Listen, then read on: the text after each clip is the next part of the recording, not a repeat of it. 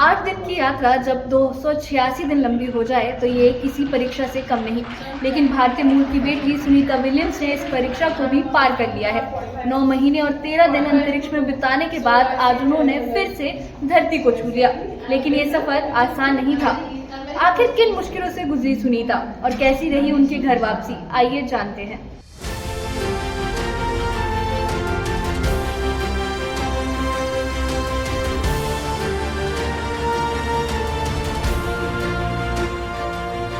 9 महीने बाद धरती पर लौटना क्यों बड़ी खबर बना है, ये आपको पता ही होगा।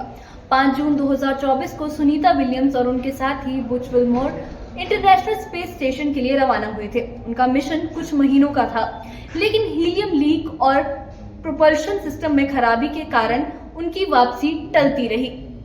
आखिरकार नासा ने स्पेस एक्स के जरिए उन्हें लाने का फैसला लिया। 16 मार्च 2025 को स्पेस एक्स का ड्रैगन कैप्सूल ISS पहुंचा और 18 मार्च को ये पृथ्वी के लिए रवाना हुआ। जब स्पेस एक्स वायुमंडल में एंटर हुआ तो उसका तापमान 1650 डिग्री तक पहुंच गया। अगले 7 मिनट तक कोई कम्युनिकेशन नहीं हो पाया। इसे ब्लैकआउट पीरियड कहते हैं। इस दौरान लैंडिंग में कोई गड़बड़ी हो सकती थी, लेकिन आखिरकार 19 मार्च को सुबह 3:27 बजे फ्लोरिडा तट पर उनकी सफल लैंडिंग हो गई। जैसे ही सुनीता कैप्सूल से बाहर आई, उन्होंने हाथ हिलाकर सभी का अभिनंदन किया, सभी का अभिवादन किया। उनकी मुस्कान बता रही थी कि ये 9 महीने का इंतजार अब खत्म हुआ। नासा ने भी इस जीत को ऐतिहासिक बताया है। एस्ट्रोनॉट सुरक्षित और स्वस्थ हैं और स्पेस एक्स को इस सफलता के लिए बधाई दी गई है। नासा के जोएल ने कहा कि ये मिशन अंतरिक्ष अभियानों में से एक नया कीर्तिमान स्थापित करेगा। सुनीता विलियम्स की ऐतिहासिक वापसी का जश्न सिर्फ अमेरिका में ही नहीं, भारत में भी मनाया गया। गुजरात के मेहराना के जुलसाना गांव में पटाखे फोड़े गए, मिठाइयां बांटी गई और मंदिरों में पूजा हुई।